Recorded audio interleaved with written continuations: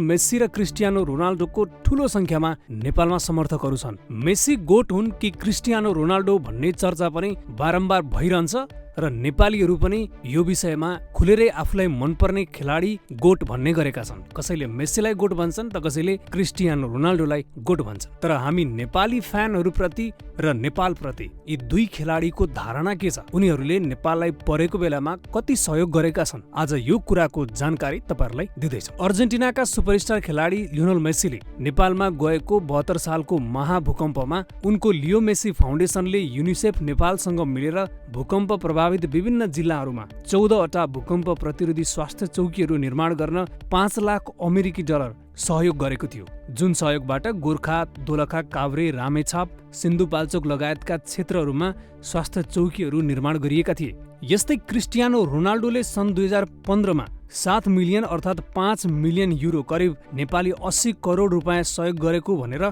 फ्रान्सेली म्यागजिन मार्फत आएको दाबीलाई सेभ द चिल्ड्रेनले असत्य र अफवाह भनेर प्रष्ट पारेको थियो। तर क्रिस्टियानो रोनाल्डोले पनि नेपाललाई ठूलो सहयोग गरेका छन्। रोनाल्डोले प्रत्यक्ष ठूलो रकम दान नदिए पनि 72 सालको भूकम्प पीडितहरूका लागि सामाजिक सञ्जाल मार्फत आफ्ना फलोअर्सलाई सहयोग गर्न अपील गरेका थिए। साथै स्पेनी लाल लिगाको एक खेलमा रियल माड्रिडका खेलाडीहरूसँगै टोडोस कोन नेपाल अर्थात् सबै नेपालको साथमा लेखिएको जर्सी लगाएर ऐक्यबद्धता प्रकट गरेका थिए। यी दुवै खेलाडीले नेपाल 2072 सालको भूकम्पले थलिएको बेला ठूलो रकम सहयोग गरेका थिए। यसर्थ सामाजिक सञ्जालमा मेस्सीको फलोअर्सले रोनाल्डोको फलोअर्सलाई गाली गर्ने र रोनाल्डोको फलोअर्सले मेस्सीको समर्थकहरूलाई गाली गर्ने, यस्ता अवाञ्छनीय आरोप प्रत्यारोप गर्नुको कुनै औचित्य छैन, किनकि यी दुवै खेलाडी महान खेलाडी हुन्। यसर्थ यी दुवै प्रतिष्ठित खेलाडीहरूप्रति सम्पूर्ण नेपालीहरू आभारी हुनै पर्छ।